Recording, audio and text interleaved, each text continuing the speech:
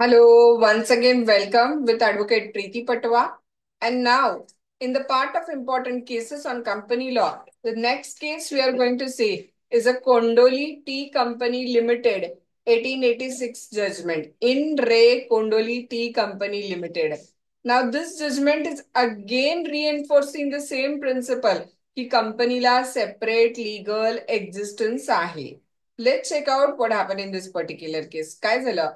There was 8 individuals who were the owner of a tea estate. Okay. Now they decided to transfer their tea estate to one newly formed company called as a Kondoli Tea Company Limited. Now the consideration for this particular transfer, which was decided, was a $43,320, which was to be payable in the form of a shares and debentures of the company taken at par. Okay. Notably काय झालं बघा आता त्याच्यामध्ये these 8 individual who are the sole shareholder of the company. हेच 8 लोक जे आपली privately owned जी टी इस्टेट होती ती कंपनीमध्ये कन्वर्ट करणार होते. तेच 8 कंपनीचे काय होणार होते तर शेअर होल्डर. नाव त्यांचं काय म्हणणं होतं माहितीये, आम्हीच त्या टी इस्टेटचे ओनर होतो आणि आम्हीच आता या कंपनीचे ओनर आहोत. त्यामुळे आम्हीच आम्हाला काय करतोय तर ही प्रॉपर्टी ट्रान्सफर करतोय.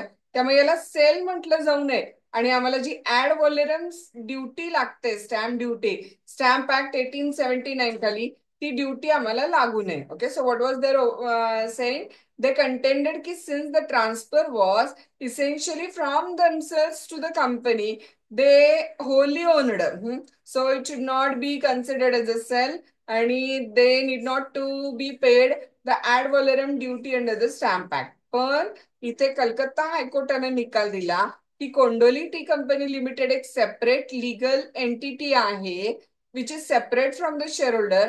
कोर्टानं परत एकदा प्रिन्सिपल रिएम्फसाइज केलं की regardless of the shareholders identity, company existed independent as a separate person, separate body, and therefore the transfer of the tea estate to the company constituted a sale आहे, conveyance आहे, transfer आहे आणि त्यामुळं याच्यावरती काय पे करणं गरजेचं सांगा तर ऍड व्हॉल्युम ड्युटी जी आहे ती याच्यावरती पे केली जायला पाहिजे असं कोर्टानं सांगितलं.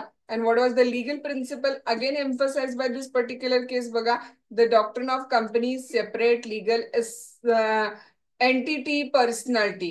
So this case established की कंपनी एक सेपरेट लीगल एंटिटी आहे, सेपरेट फ्रॉम शेअर होल्डर आहे.